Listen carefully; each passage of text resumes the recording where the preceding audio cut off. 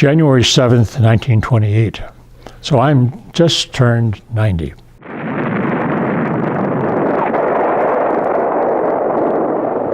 December 7th, 1941, a date which will live in infamy. It was the day of the Japanese bombing. It was a Sunday. We were out, all us kids were out sliding on the hill behind Washington Junior High School. And we went back to Carol Eklund's house. Carol, who later married one of your partners. Sherry Cadwell, right. And we sat around the radio and listened to it. Of course, as it turned out, all 4 years of high school were during the war. And the victory in Europe was in May before we graduated. And the victory in the Asia theater came a little bit after graduation. But it was a time when they were still drafting people. And the question is, was I going to be drafted? Well, my goal, of course, was to be a dentist. In fact, I was thinking about being a dentist when I was in junior high school, because in the annual that we had at that time, there was this thing about what I would say on the epitaph on my stone at the cemetery. And it says, "Here lies Harry Glatz, filling his last cavity." So went to the College of Worcester for 2 years, and then got into dental school in Case Western Reserve in Cleveland. Went through my freshman, sophomore, and junior year. And then at that time, I joined the Air Force, which was a great, again, I had such a good, easy way as far as being in the service is concerned. I became a second lieutenant, went through my senior year as a second lieutenant, didn't have to do anything, any marching, no nothing, no wearing uniforms, and graduated, and then was assigned to the Banana River Station. Did you ever hear of the Banana River Station? No, probably not. Anxious to hear about it. Okay. The Banana River Station was near Melbourne, Florida. Stretch of land that went along the coast of Florida, and that there was a river between this land and the mainland. So there was a base there, and it was near, you're probably familiar with the term Cape Canaveral. Mm-hmm. Later, Cape Kennedy, which was a launching pad. So I was assigned to this. Now, the thing is, at that point in time, I did not have to do any basic training. I knew nothing about military life. So I had to go down in Cleveland, buy a uniform, get my lieutenant's bars, and I had to show up at the base at a certain time. Drove up to the main gate, and the sentry there just gave me a salute, and I had never saluted in my life. And so I faked a salute, and but no basic training. A little bit later, they did have some basic training for the physicians and the dentists. Any rate, we were the service base for Cape Canaveral.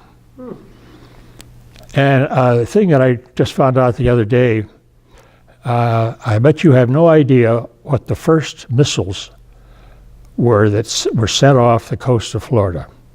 I can't wait. Okay. They brought two U-2 rockets. U-2 were the German rockets that sent the bombs over to England. And they brought 2 of those over to Cape Canaveral and shot them off. They were the first ones to go off.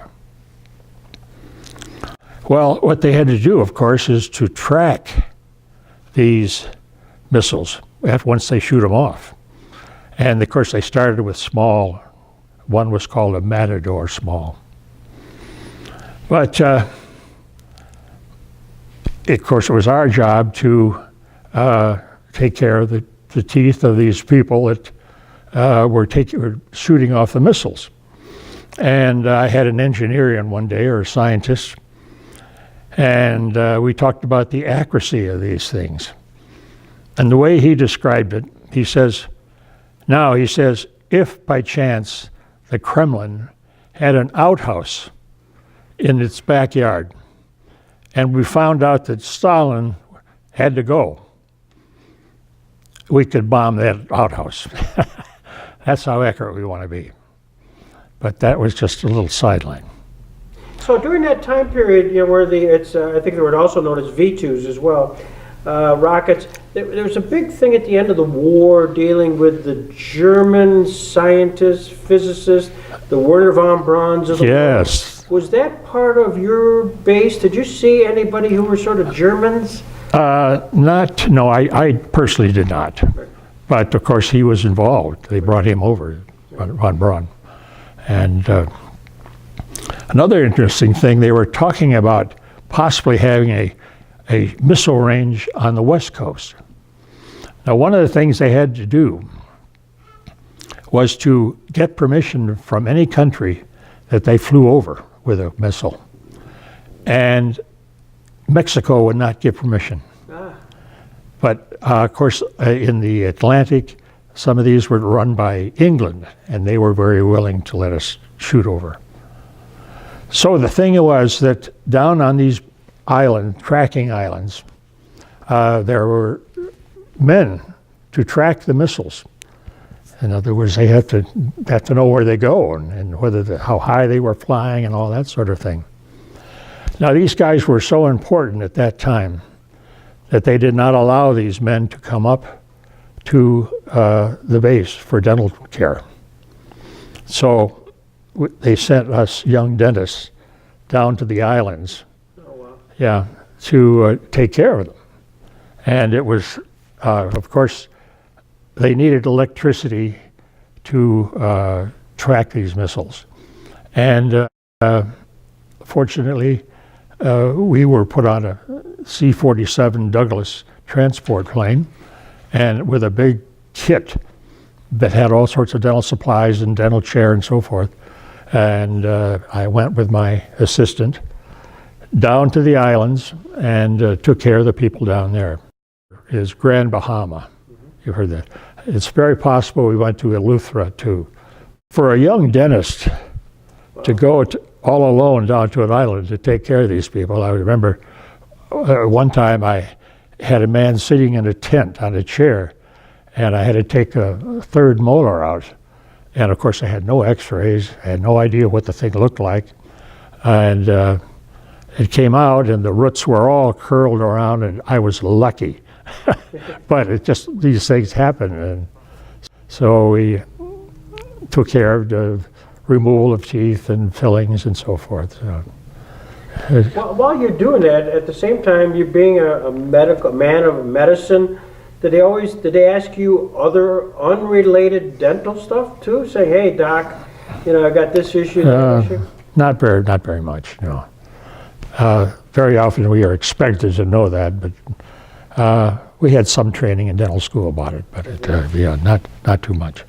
At the time period of the Korean War, and I graduated in '51, and then went for 2 years, and was due to go to Korea, but I had only less than a year to serve, and therefore they didn't send me. There again, I was so lucky. I think I've told you before that Robert Jackson was a friend of my father's. My dad was a horseback rider, and so was Jackson. And they would, I think, go to Moonbrook And I think they had stables up there, and they used to ride. Unfortunately, my dad was so heavy that his horse got swayback, and but they were friends. What was invaluable and continues to be invaluable is you shared with us the movies. That you I had mean, just a Unbelievable. boom, yeah. It's probably the only movie you have of him as a young person. Absolutely, Yeah, absolutely. It's yeah. unbelievable. This has been fantastic. What's the question I should have asked you that I've missed here? Well, I think the way I got out of the service, I think that was the funniest thing.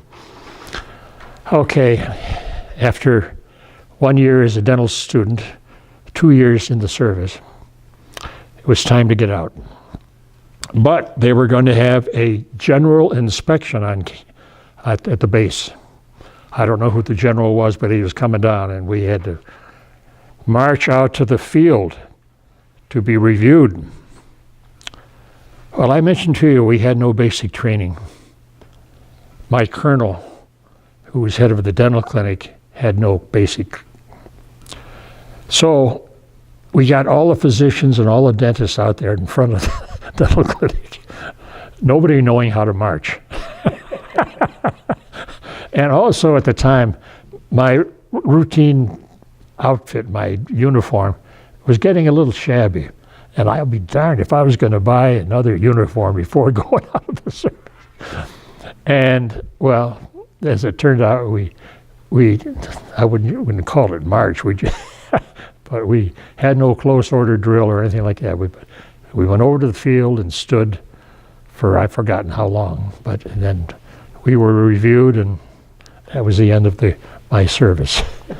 But as you can see that I was very, very lucky as far as service. Thank you, Harry, for taking the time, opening up, making Diana look good. She's special. Yeah. And you are too. Hey, you're okay. Okay, yeah, I'm okay. Naturally, when you're up in the combat zone, you're not going to have much time to think of your teeth. But remember, taking care of them beforehand is one of the many factors that will determine your fitness, your will, your ability to win.